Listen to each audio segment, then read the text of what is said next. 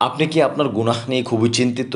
অথবা আপনি কি চিন্তা করতেছেন যে এমন একটা আমল আমার দরকার, যেই আমলের কারণে আমার এই পাহাড় পরিমাণে গুনাহ যা আছে আল্লাহ তাআলা মাফ করে দিবেন? অথবা আমি কিভাবে জান্নাতে যেতে পারবো? প্রিয় দিনী ভাই ও বোন, আজকে আমি ছোট্ট ২ টা কালেমা আপনাদেরকে শিখাবো। যেই ছোট্ট ২ টা কালেমা যদি আপনি পাঠ করেন, আপনি অবশ্যই জান্নাতে যেতে পারবেন এবং আপনার জীবনের সমস্ত গুনাহগুলি মাফ হয়ে যাবে। আমি আপনাকে অনুরোধ করব, আমলের নিয়তে ভিডিওটি শেষ পর্যন্ত দেখতে থাকুন। যদি আপনি আমলের নিয়তে না দেখে থাকেন তাহলে আপনি চলে যান, আপনার আর এই ভিডিও দেখার দরকার নেই। কারণ আমি এখানে যেই কথাগুলো বলবো প্রত্যেকটা কথা গুরুত্বপূর্ণ আপনার জীবনের জন্য। প্রিয় দিনী ভাই ও বোন, আপনার জীবনের যত কবিরা সগীরা জানা অজানা গুনাহ আছে আল্লাহ তাআলা তা অবশ্যই মাফ করে দেবেন, যদি আপনি মাফ চাওয়ার মতো মাফ চাইতে পারেন, তওবা করার মতো তওবা করতে পারেন। আমি আপনাকে বলবো, আপনি যদি পারেন তাহাজ্জুদ নামাজ পড়েন। তাহাজ্জুদ নামাজ পড়ে দিয়ে আল্লাহ তাআলার কাছে ক্ষমা চান। কেননা আল্লাহ তাআলা বলেন, রাতের শেষ অংশে আমি প্রথম আসমানে আসি এবং বান্দাদেরকে ডাকতে থাকি, হে বান্দা, তোমাদের কার কি লাগবে তোমরা আমাকে বলো, কার রিজিক দরকার বলো, কার গুনাহ মাফ করাতে চাও বলো, তোমার সংসারে অভাব তুমি আমার কাছে চাও, আমি অবশ্যই তোমাকে দিব। কিন্তু আপনি কি কখনো তাহাজ্জুদ পড়ে আল্লাহ তাআলার কাছে চেয়েছেন? বা আপনার মনের মধ্যে ধরেন অশান্তি, আপনার অভাব অনটনের শেষ নাই, আপনি কি কখনো ওইরকমভাবে শেষ রাতে উঠে তাহাজ্জুদ পড়ে আল্লাহ তাআলার কাছে চেয়েছেন? প্রিয় দিনী ভাই ও বোন, কোরআনে আল্লাহ তাআলা বলেন, হে বান্দা, তোকে রাতে যে ঘুম দেই সেটা ঘুম না, সেটা হলো মৃত্যু। তোকে আমি মৃত্যু দিই, আবার তোকে জাগাই। কেন? তোকে চূড়ান্ত মৃত্যু দেব বলে আমি তোকে জাগাই। দেখেন, এই রাতে যে আমরা ঘুমাই, যদি আল্লাহ তাআলা আমাদেরকে না তোলেন তাহলে কিন্তু শেষ, এই ঘুমই শেষ। আপনি আপনার জায়গা থেকে চিন্তা করেন, আপনি যদি আজকে রাতে মারা যান, আপনি কি এমন আমল নিয়ে আল্লাহ তাআলার কাছে হাজির হবেন যে আমলের কারণে আল্লাহ তাআলা জান্নাত দিবে আপনাকে, অথবা আপনার এই গুনাহগুলি আল্লাহ তাআলা ক্ষমা করবেন? আমি এই কারণে বলি যে আপনি ভিডিওটা শেষ পর্যন্ত দেখুন, ২টা আমল শিখে যান, সারাদিন করুন। খুবই ছোট্ট আমল, ১ মিনিট লাগবে ২টা আমল মুখস্থ করতে পড়তে, এবং এটা আপনি জানেন, কিন্তু এটার কাজ কি, এটা পড়লে কি হবে সেটা কিন্তু আপনি জানেন না, যার কারণে আপনি এটা অবহেলা করেন। আজকে জেনে যান, আমল করেন। বিশ্বাস করেন, আল্লাহ তাআলা আপনার জন্য যথেষ্ট হয়ে যাবে। আপনি আল্লাহ তাআলার ইবাদতের সাথে কানেক্টেড থাকেন অলওয়েজ। নামাজ ছাড়িয়েন না, হারাম খাইয়েন না, সুদ ঘুষ থেকে দূরে থাকুন। আপনি কি অভাবে আছেন? অসুবিধা নাই, আপনি সৎপথে থেকে অভাবে থাকেন না। আল্লাহ তাআলা বলেন, তোমরা খুবই দুর্বল। তোমরা এতটাই দুর্বল যে তোমরা একটা মাছির মাথার মতো দুর্বল। তোমরা এই যে দুনিয়ার এত কিছুর পেছনে ঘুরতেছ, এত কিছুর পেছনে দৌড়াচ্ছ, কিন্তু আমি আল্লাহ যদি না দিই তাহলে সেটা কিন্তু তুমি পাবা না। সুতরাং আমি আপনাকে বলবো, এত আমার এটা নাই, ওটা নাই, এইটা লাগবে, এইটা হয় না কেন, কি লাভ বলেন? আপনি যদি আজকে এখন মারা যান, আপনার জানাজা পড়তেই দেখবেন খাবারের আয়োজনের জন্য ব্যবস্থা হয়ে যাবে। আপনি কি মনে করতেছেন যে আপনার এই সব কিছুর জন্য যে আপনি দৌড়াচ্ছেন, আপনি মৃত্যুর পর সব কিছু আটকে থাকবে? না ভাই, অন্তর দিয়ে চিন্তা করেন, 1 মিনিট অন্তর দিয়ে চিন্তা করেন। আমি এমনও জানাজায় গিয়েছি যে জানাজার মধ্যে জানাজা পড়ানোর সাথেই অ্যালার্ম করে দিছে যে অমুক দিন অমুক তারিখে অমুক সময় ওনার খাবারের আয়োজন করা আছে, আপনারা সবাই আসবেন। নাউজুবিল্লাহ। দেখেন, আপনার জন্য কই শোকে সবাই কাতরাবে, শোক পালন করবে, আপনার জন্য দোয়া করবে, সেটা কিন্তু ম্যাক্সিমাম জায়গায় খুব কম হয়।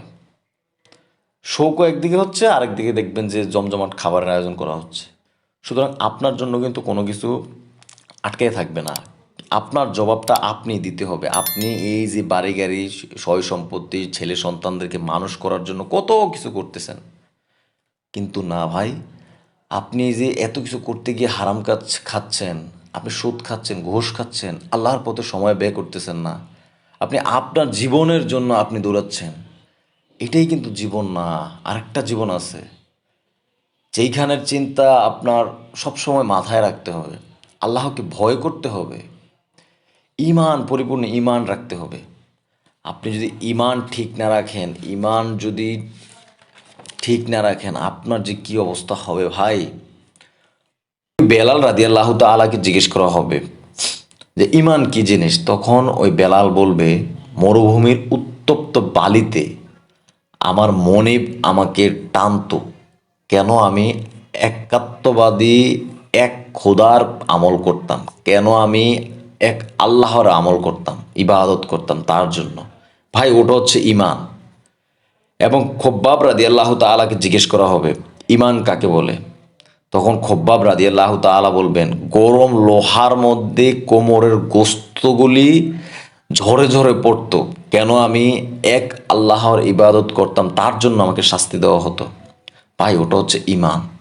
আল্লাহ তাআলার উপরে বিশ্বাস রাখেন, আল্লাহ তাআলার আমল করেন, ইবাদত করেন, আপনার ইমানটা জাস্ট ঠিক রেখে আপনি সব কিছু চালায় যান, কোনো কিছুর অভাব হবে না। আল্লাহ তাআলা আপনার সমস্ত বিপদ আপদ থেকে রক্ষা করবেন, সমস্ত কিছু থেকে আল্লাহ তাআলা আপনাকে হেফাজত করবেন। আপনি ভাই, আমি কিভাবে আপনাকে বোঝাবো বলেন, কিভাবে বোঝাবো?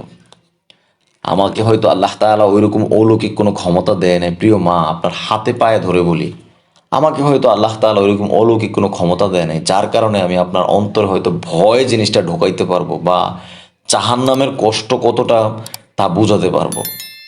আমি আপনাকে অনুরোধ করব এই দুইটা আমল সবসময় করার চেষ্টা করেন। কালেমা ছোট্ট আমল, ইনশাআল্লাহ আল্লাহ তাআলা আপনার সকল গুনাহকে মাফ করে দেবেন। তাহাজ্জুদ পড়ার চেষ্টা করেন, তাহাজ্জুদ পড়ে আল্লাহ তাআলার কাছে কান্নাকাটি করেন।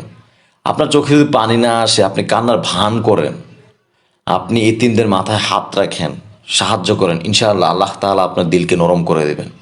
আপনি চেষ্টা করেন, একদিন না একদিন আপনার চোখ দিয়ে পানি আসবে, একদিন না একদিন আপনার দোয়া কবুল হয়ে যাবে। আমি ভিডিওটি আর দীর্ঘায়িত না করে চলে যাচ্ছি কাঙ্ক্ষিত সেই দোয়াটি কি সেটি দেখানো নিয়ে।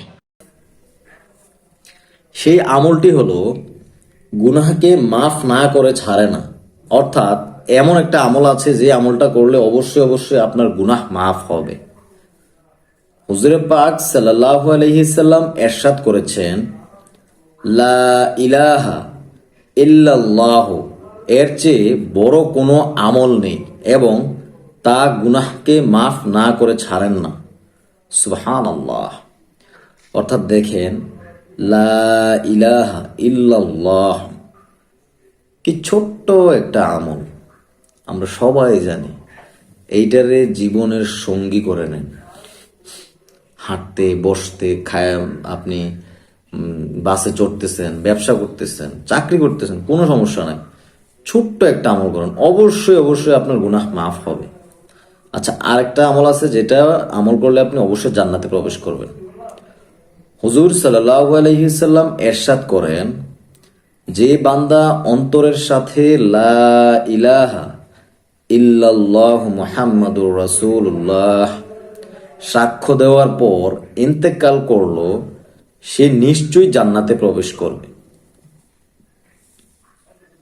অর্থাৎ যে মরার সময়, ইন্তেকাল করার সময় লা ইলাহা ইল্লাল্লাহু মুহাম্মাদুর রাসূলুল্লাহ সাল্লাল্লাহু আলাইহি ওয়াসাল্লাম এই আমলটা করবে, সে অবশ্যই জান্নাতে প্রবেশ করবে। আমলগুলো সবসময় করার চেষ্টা করেন, ইনশাআল্লাহ যদি সবসময় করেন, মৃত্যুর সময় অটো আপনার মুখ দিয়ে এইসব দুরুদ আজকার কালেমা এগুলো আসতে থাকবে। এর কারণে বলি ভাই, জীবনের সঙ্গী করে নেন ছোট ছোট আমল। আমার এই চ্যানেলে আপলোড করা আছে, ভিডিও দেওয়া আছে, আরও নতুন আসবে। চ্যানেলটি সাবস্ক্রাইব করে সঙ্গে থাকেন। আপনজন যারা আছে তাদেরকে শেয়ার করে দেন। এখানে অনেক ভিডিও আছে, এগুলো দেখেন, ইনশাআল্লাহ অনেক কিছু শিখতে পারবেন। আসসালামু আলাইকুম ওয়া রাহমাতুল্লাহি ওয়া বারাকাতুহু।